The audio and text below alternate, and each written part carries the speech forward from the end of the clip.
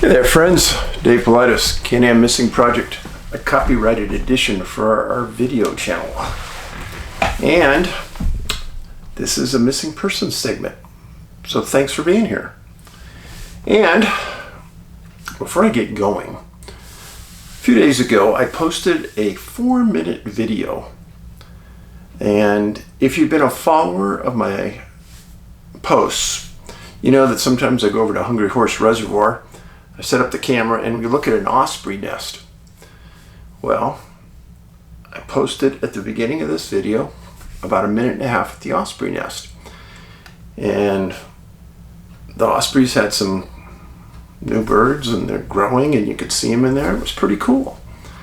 And then I wanted to show you that just 6 miles from the Montana vortex, there's a fire, a big fire right now that's burning still in the mountains. Just to the east of Hungry Horse Reservoir where I was filming. And I showed that. It was 4 minutes long.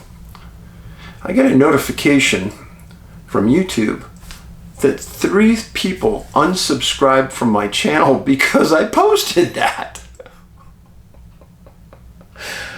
Oh man. I'm losing subscribers left and right. And the numbers for that are more than half as much as I get for just a normal post. I thought people would want to see this, but I guess not. I must be very far askew from what people really want to know anything about.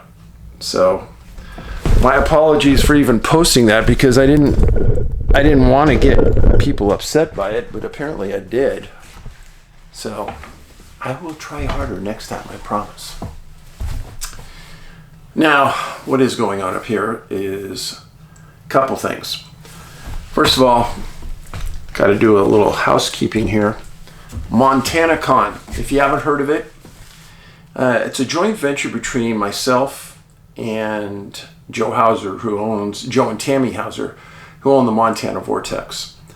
And we know the same people, running the same circles. So we decided to put on a conference. Well, half the conference has been sold out. And the best part of the conference is really left. And that's October 8th at the Red Lion Hotel in Kalispell, Montana. And here's the lineup of the speakers. It's the best speakers I could imagine. Joe Hauser, Ron Moorhead. I mean, it's an exceptional group. Jim Myers, Jonathan Dover. It's unbelievable. Tom Powell. We got a Native American speaker. We got people about Bigfoot, people about UFOs, people about missing people, me, and people about the vortex. Now, the conference at the Red Lion, we still have room available if you want to buy tickets. Now, you can put your phone, freeze frame this, put your phone over that in the camera mode, and that's the QR code. If you just want to go straight to the website, freeze frame that, write that down. And again, that's October 8th at the Red Lion Hotel, all day. It's a 3-day holiday weekend that weekend. So if you're in Canada, we're just across the border from Alberta and BC. And if you're in Idaho, Washington, Wyoming, easy drive to get here. And it'll be great weather during that time of the year. So hopefully we'll see you there. So, on to missing people. And these cases, 2 out of the 3 you've never heard of. And I don't think anyone's ever talked about them. And they're recent cases that we found in our research. The first one is a very surprising find. A man named Samuel Gilbeau, 27 years old, went missing August 17th, 1972. And he went missing in Alaska. But really, it's the background of Samuel that is just stunningly surprising to be in our research. He was a graduate of Loomis High School in Windsor, Connecticut. very prestigious high school. He was described as brilliant, a Merit Scholar winner, and he attended MIT with a physics degree and a scholarship. Very hard to get. He graduated MIT and was accepted into Caltech, California Technology Institute in California. Very hard school to get into. He's a very rare case of a young black man that disappears in the woods. And it's something that we have looked for and tried to understand for many years. And we don't have many of these cases. We just found this one. Now, his dad was a Methodist minister in Hartford, Connecticut. He had a sister named Ruth, who was a school teacher. Family was very well accomplished, very smart. Well, Samuel had planned this trip for a long time. It was about a 160-mile hike, probably under 100 air miles. And he went from a place called the Arctic Village, Alaska, and he was headed for Barter Island. He guesstimated it'd be about a 7-week trip. Now this is the Yukon border. Yukon Territory, Canada's over here, Alaska's over here. His destination was right here. He left the Arctic Village. The trek through here, they stated there's a lot of hard ground, but there's a lot of swamp. This is a place called Gilbeau Pass that he went through before he reached Mount Mickelson. And now I'm going to explain this to you. Now, just before he left, he sent a letter to the U.S. Fish and Wildlife Service in Fairbanks explaining what he was going to be doing. And it seems like geology had something to do with his trip, but it was really unclear because this case is so old and the articles are so old, it was hard to get a grip on what exactly the specific mission he was on. But Samuel had several food caches that were airdropped along this path. So he left Arctic Village on August 3rd, 1972. He was last seen August 17th. So he was 2 weeks into his trip. He was seen by an individual named Dr. Dave Rossino. He was seen on the west side of Mount Mickelson, very close to the second food cache. They had determined that he bypassed the first cache and he was on Mount Mickelson. It had an elevation of about 8,850 feet. It's part of the Brooks Range in Alaska.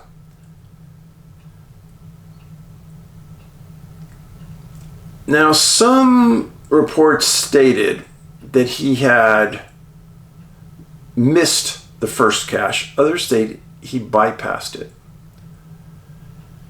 Anyhow, he then bypassed the second food cache. Now, he was seen alive just prior to the second cache.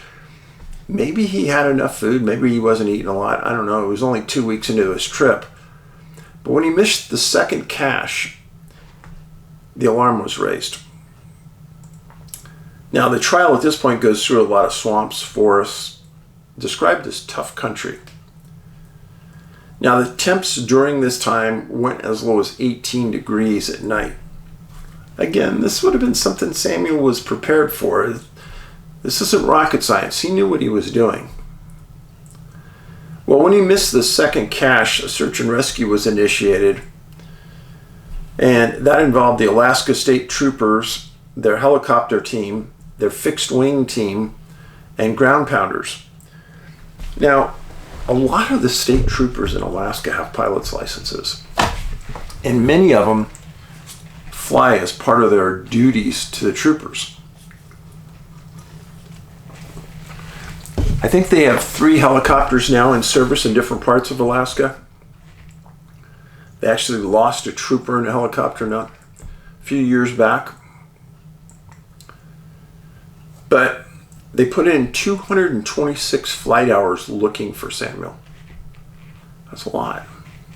So one man, 40 hours a week, that'd be 160 hours. That's a month. So they look for him for a long time.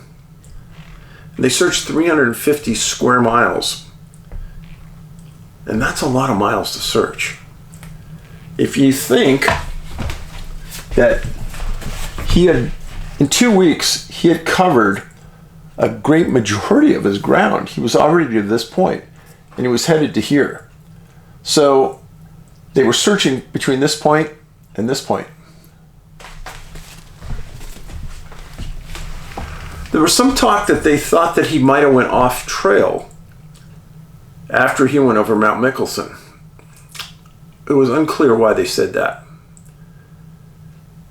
So with almost 60% of his trip completed in only 2 weeks of a planned 7-week trip, and with no response from him and missing the second cache, Samuel's father, the minister, contacted professors at Caltech and attempted to rally support for more people to go out and look for his son. Something I would have done.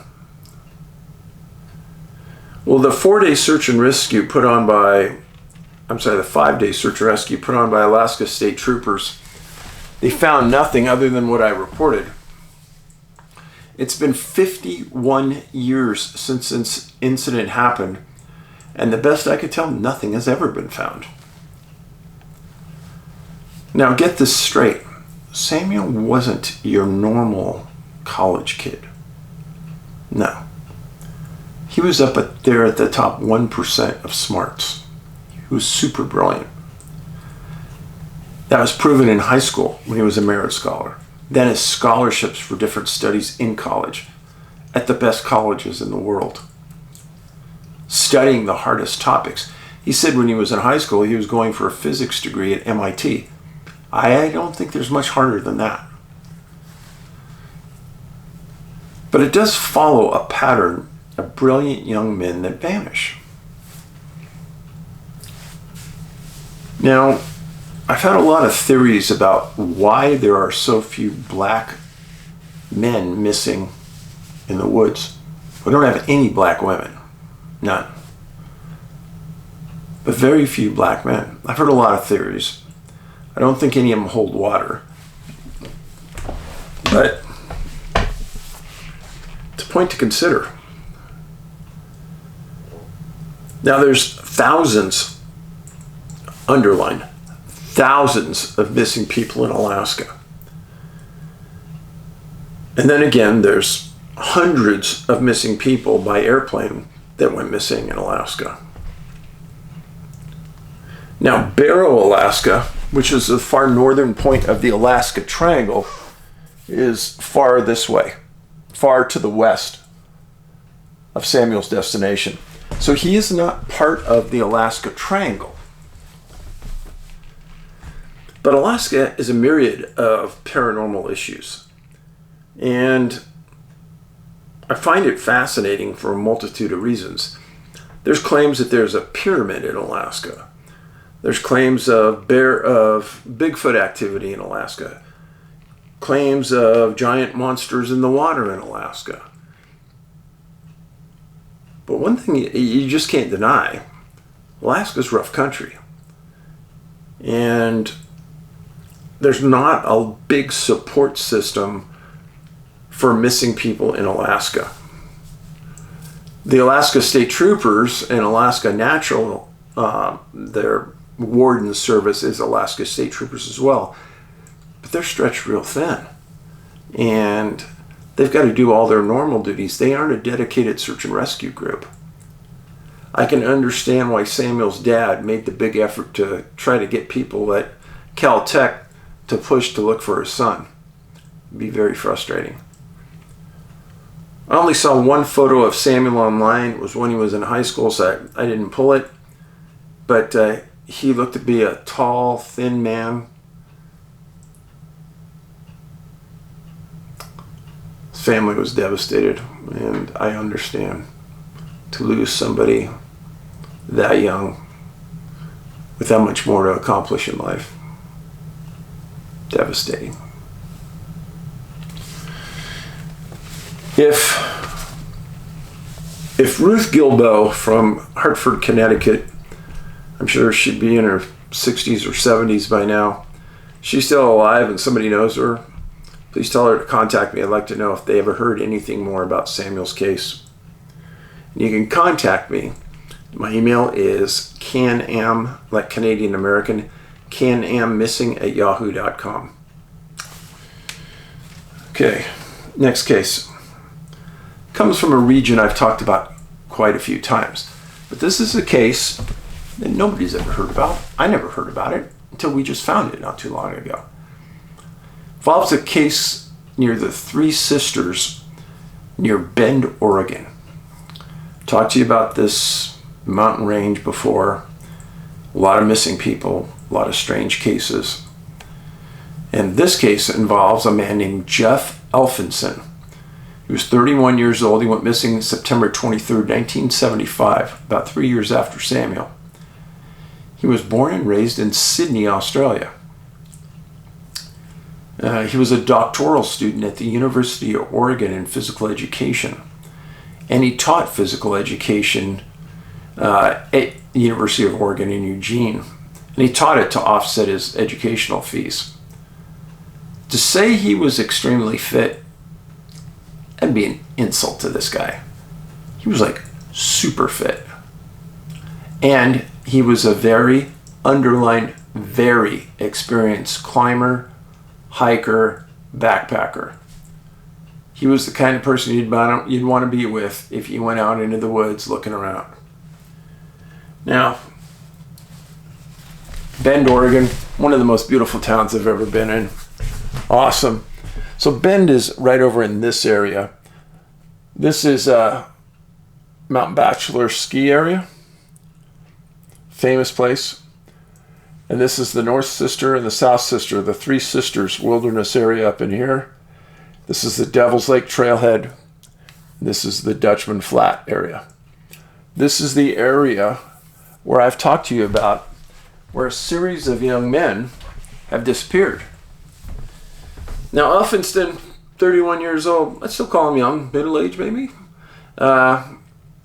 He had looked into climbing the Three Sisters in a day and a half for a long time and had planned his trip, did a lot of research, knew the ups and downs. He was a great skier, cross-country skier. And on February 21st, 1975, he left with the intent to hike, scale, the Middle Sister and the South Sister and a place called Broken Top. He was going to do it alone.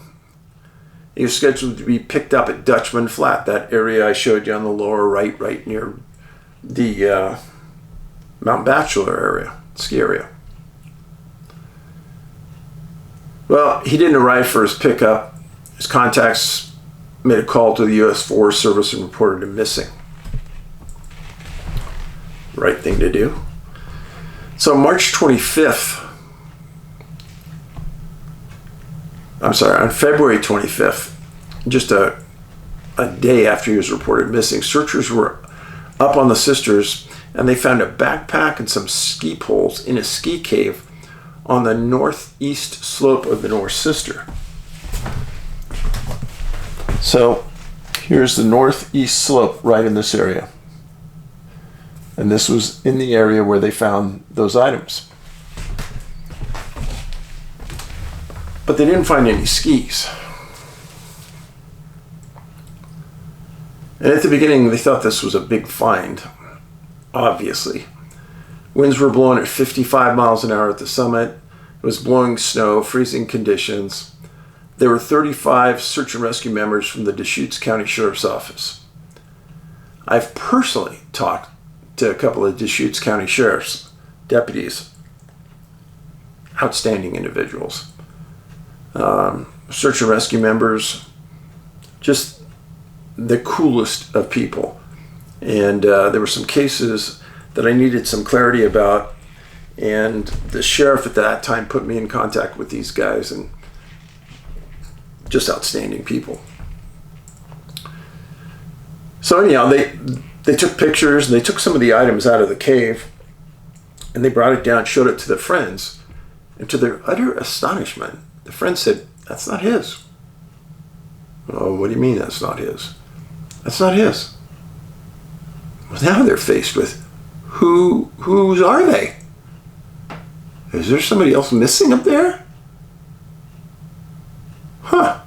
A backpack and ski poles are in there and nobody's around? Very tough situation that they're now in. Are they looking for two people? So March 27th, 20 searchers did grid searched areas up on the side of the mountain, around the mountain. And they actually spent the night up on the mountain, which was pretty hairy. On the 28th, bad weather forced the searchers off the mountain. Winds got even stronger, couldn't keep their tent down, and they had to get down. Let me explain this. So some of these mountaineering tents are designed to withstand 70, 80 mile an hour winds. And at elevation, sometimes they get that bad. And you have to sometimes get giant rocks to hold them down into place. Otherwise, you will get blown off that mountain in the tent and become a statistic. Usually try to dig your way into the side of the mountain, into the snow, and get as far up into there without being in an avalanche zone, get some protection out of it. Well, bad weather forced them off on the 28th. On March 3rd, there was a second search and rescue initiated to look for Jeff. And 2 teams of 4 people each, again, worked an area of high probability. And they used the U.S. Ranger Station, the closest one, as a liaison. They worked 4-day nonstop. And Dale Moon was the search and rescue coordinator. And what he said at the time was that all possible areas that we could imagine, we searched. And they were off the mountain permanently on March 7th. Well, that's a pretty tall order to say something like that. But I believe him. You know why I believe him? Well, because we're about 48 years into this, and Jeff and his equipment has never been found. So where is he? Yeah, where is he?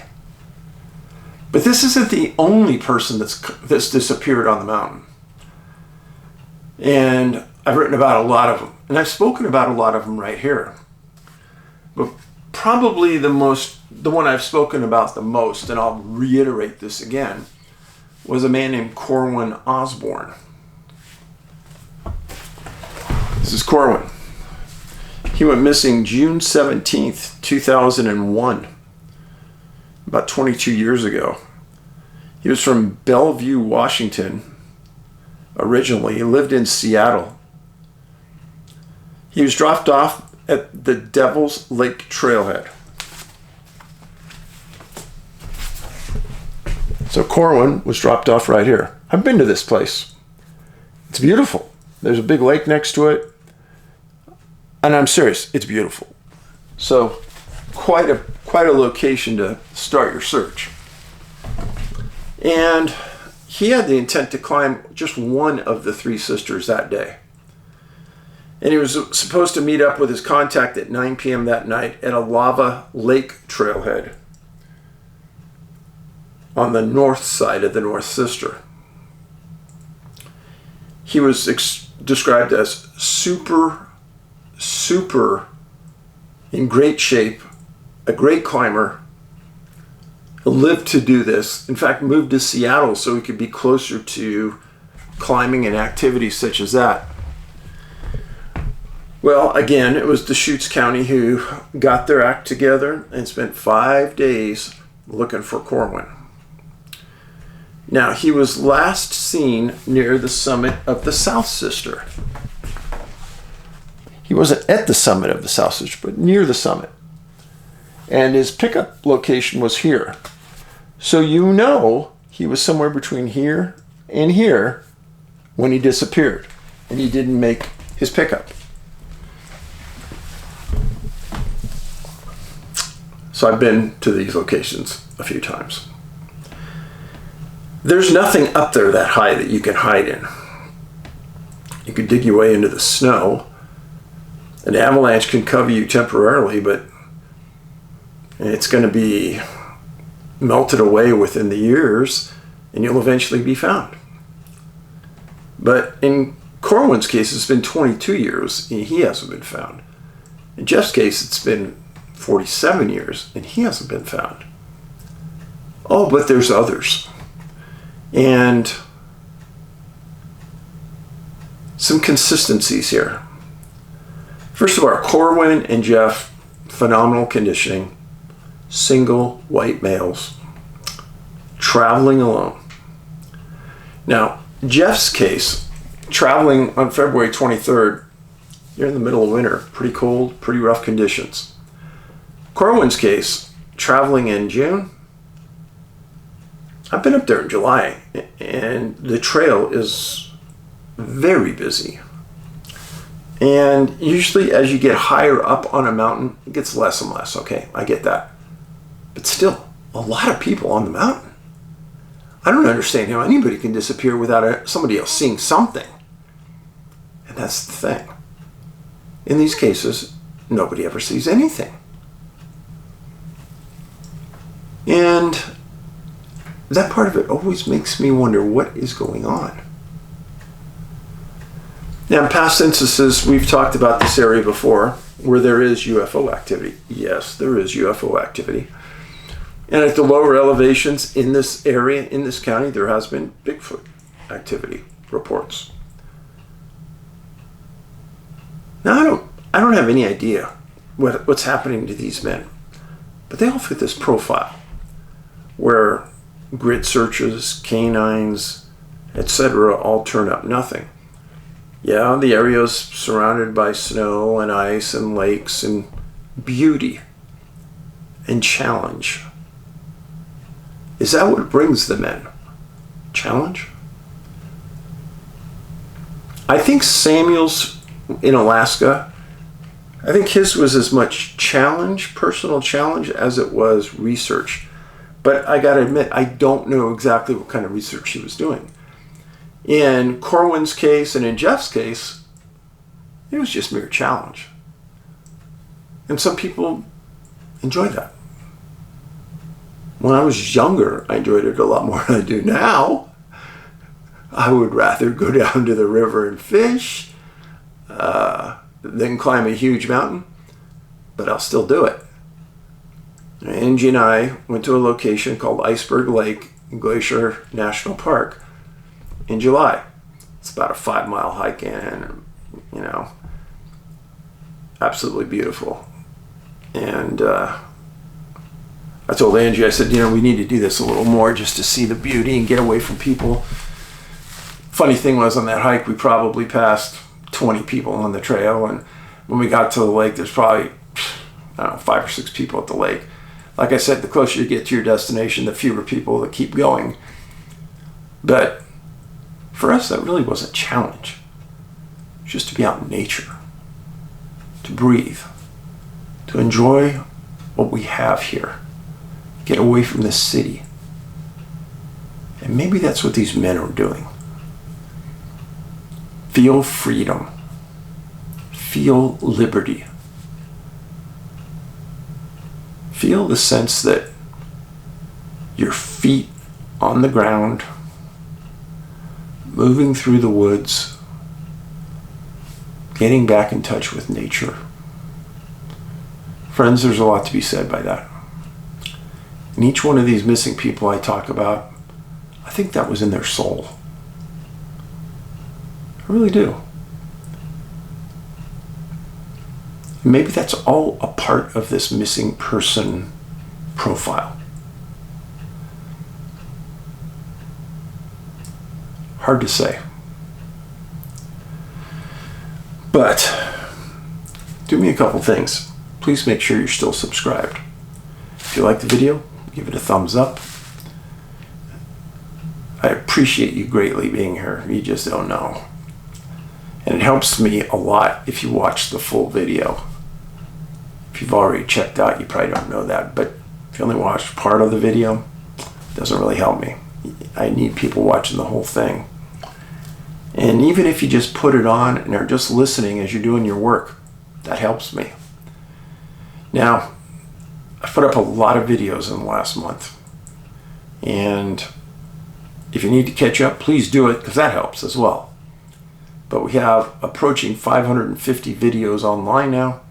Missing people, news, trail etiquette, backpacking requirements and needs, and other things. So